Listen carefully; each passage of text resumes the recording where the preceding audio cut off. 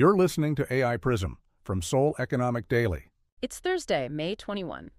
I'd like to share some thoughts about early career because, well, if you look at what's happening across Korea right now, there's like this really clear theme emerging for our generation. Right, the idea that passive security is basically dead. Exactly. You know, in the past, you could just kind of coast on the default settings for your pension or your housing or your job. Yeah, but today, leaving your life on autopilot it's a massive financial liability. So true.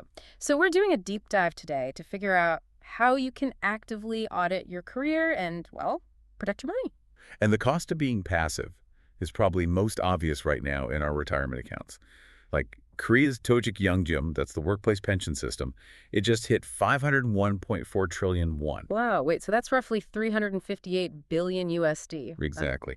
But if you look at the financial supervisory service data, there is this brutal divide in how that wealth is actually growing. Because half of all contributors are just, sitting in default principal guaranteed accounts getting a totally stagnant 2% yield. Right, while the active ETF investors pulled in 16.8% last year. Oh, wow. That is a massive gap. Yeah, over a 30-year career, a 14% gap is literally the difference between retiring comfortably and barely scraping by. Yeah. Which is why you really need to log into your HR portal today. Yeah, check where your money actually lives. And I think that proactive mindset has to extend to physical housing, too, especially with the Jonesy market. Oh, absolutely. The whole Jonesy system where you tie up a massive lump sum of your cash as a lease deposit, it used to be the standard stepping stone. But it's fracturing now, like the Sadang Cove crisis in Seoul. Yeah, 85 youth households are stuck there right now. The landlord basically defaulted and owes 10 billion won. Which is about 7.1 million USD. That's Yeah. terrifying. Like, if a landlord goes under, isn't the renter just trapped regardless? Well, that's why the active move has to happen before you ever sign the lease. The Korea Housing and Urban Guarantee Corporation is stepping in now to issue fraud verification certificates. Oh, so the city can prepay those trapped deposits. Right, but the lesson for you is to utilize those state-backed guarantee certificates and, actively screen your landlord's tax records.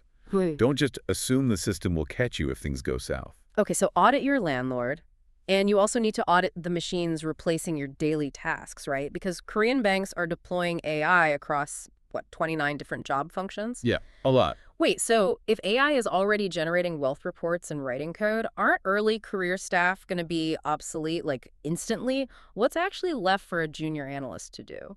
You would think so, but the saving grace here is a concept called human in the loop. See, financial firms operate under Mangbunrai.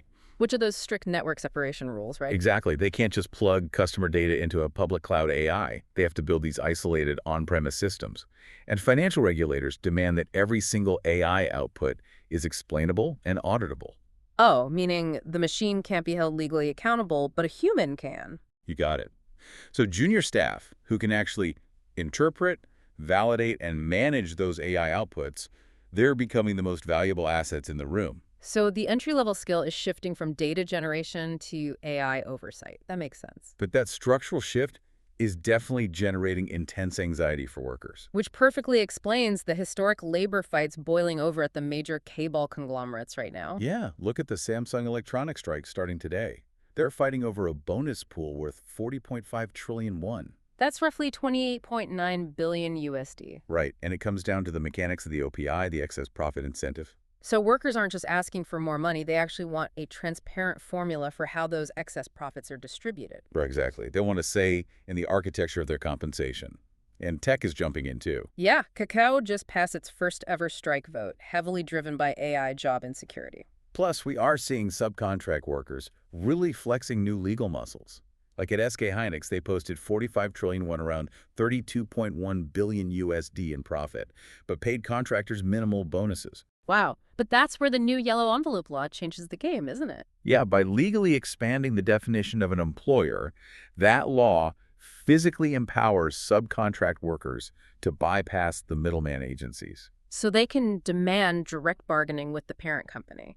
They finally have a legal mechanism to force a seat at the main table. Exactly. And it all connects back to that core through line we talked about. Right. From squeezing 16% out of your pension, to locking down your Genie's guarantees, to navigating AI audits and new labor laws. You just have to be the active auditor of your own life. Yeah. Think about where your assets and skills are parked right now. Are you steering them, or are you just accepting the default settings? That's today's AI Prism Early Career. This episode was produced with AI assistance based on Seoul Economic Daily reporting and reviewed by a human editor. AI Prism is a Juan Ifrah award-winning series. We'll be back tomorrow. You've been listening to AI Prism from Seoul Economic Daily.